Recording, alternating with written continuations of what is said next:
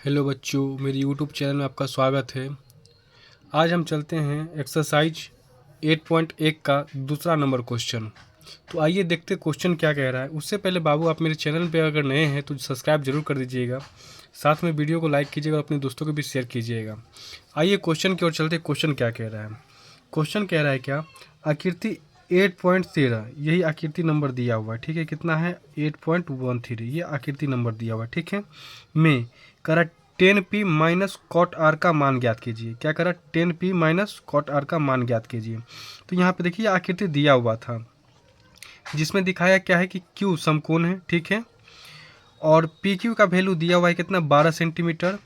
और PR का value दिया हुआ था कितना? 13 सेंटीमीटर। तो देखिए हम पाइथागोरस के प्रमेय जानते हैं क्या, कि कर्ण स्क्वायर बराबर लंब स्क्वायर प्लस में आधार स्क्वायर। ये फॉर्मूला आप लोग को शायद पता होगा, और नहीं पता है तो इसको याद कर लीजिए। क्या होता है? कर्ण स्क्वायर बराबर लंब स्क्वायर प्लस में आधार स्क्वायर। तो हमको ये दिया हुआ था 12 सेंटीमीटर और ये भी दिया हुआ 13 सेंटीमीटर। मतलब ये पता नहीं था, क्यू आर पता नहीं था, तो क्यू आर तो निकालना पड़ेगा। तो हमको पता है क्या कि कर्ण स्क्वायर बराबर लंब स्क्वायर प्लस में आधार स्क्वायर, यानी कर्ण स्क्वायर बराबर लंब स्क्वायर प्लस में आधार स्क्वायर, यही ना। तो यहाँ पे लिखे क्या कि पी आर का स्क्वायर बराबर पी क्यू का स्क्वायर प्लस में क्यू आर का स्क्वायर, यानी कर्ण स्क्वायर बराबर लंब स्क्वायर प्लस में आधार स्क्वायर, ठीक है। यानी बैठा दिए इसको। पी आर का वैल्यू दिया हुआ था कितना? 13, यानी 13 का स्क्वायर प्लस बराबर क्या है? पी क्यू का वैल्यू दिया हुआ था कितना? 12 सेंटीमीटर, यानी 12 का स्क्वायर हो गया ये मेरा। प्लस में क्यू आर नहीं दिया हुआ था तो इसलिए क्या लिख दिया? क्यू आर का स्क्वायर, ठीक है। 13 का स्क्वायर कितना होता है? 169 होता है। अगर मान लीजिए आपको इसको स्क्वायर याद नहीं होगा तो 13 को 13 से 2 बार गुना कीजिए, कितना आएगा? 169 आएगा, ठीक है। बराबर का चिन्ह बराबर दे दिए। 12 का स्क्वायर होता है 144, 144 लिख दिए। प्लस में क्यू आर का स्क्वायर, तो क्यू आर का स्क्वायर छोड़ दिए क्योंकि क्यू आर हमको निकालना था। तो यहाँ पे कितना आ गया मेरा? 169। अब देखो ये बराबर है ना, बराबर के बाद कितना? 144 है। अगर हम बराबर के ये साइड ले जाए प्लस में तो क्या आ जाएगा? माइनस में आ जाएगा। तो माइनस में 144 है, बराबर में ये प्लस में क्यू आर था तो इसको यहीं पे छोड़ दिए क्यू आर में, ठीक है। 169 में 144 घटाते तो कितना आता है? 25 आता है, ठीक है। 169 में 144 घटेगा तब 25 आएगा। तो क्यू आर स्क्वायर बराबर कितना? 25 आ गया। यहाँ जब रूट स्क्वायर हटेगा तो ये रूट पे आ जाएगा, तो रूट में आ गया। रूट में आया तो 25 का बर कितना? 5 होता है ना बाबू रे, तो 5 आ गया। यानी क्यू आर का वैल्यू कितना निकल गया? 5 सेंटीमीटर। कितना? 5 सेंटीमीटर। यानी पी आर का वैल्यू 13 सेंटीमीटर, पी क्यू का वैल्यू 12 सेंटीमीटर, क्यू आर का वैल्यू 5 सेंटीमीटर आ गया, ठीक है।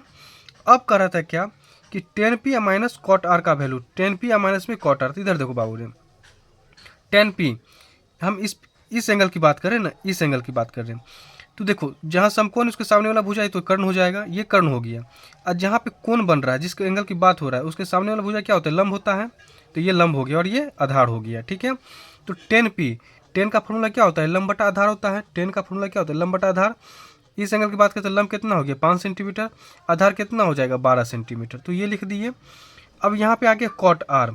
अब इसकी बात कर रहा है, इस एंगल की बात कर रहा है। तो इस एंगल की बात करते सामने वाला भुजा क्या हो जाएगा? लंब हो जाएगा। ये कर्ण हो जाएगा और ये आधार हो जाएगा। तो इस एंगल की बात कर रहा था, यानी कॉट आर की बात कर रहा था। कॉट का वैल्यू क्या होता है बाबू? कॉट का फॉर्मूला क्या होता है? आधार बटा में लंब होता है। तो यहाँ पर देखिए इसकी बात कर रहे थे, आधार क्या हो गया? 5 सेंटीमीटर, 5। और लंब कितना हो जाएगा? इसके सामने वाला भुजा तो लंब होता है, यानी 12 सेंटीमीटर, यानी 12 हो गया। यानी 10p का वैल्यू 5/12, कॉट आर का वैल्यू 5/12 आ गया। कह रहा था 10p माइनस कॉट आर का वैल्यू। तो 10p का वैल्यू कितना निकाले? 5/12 निकाले थे। माइनस का चिन्ह माइनस दीजिए। कॉट आर का वैल्यू कितना? 5/12 निकाले थे। 12 ले लिए एलसीएम।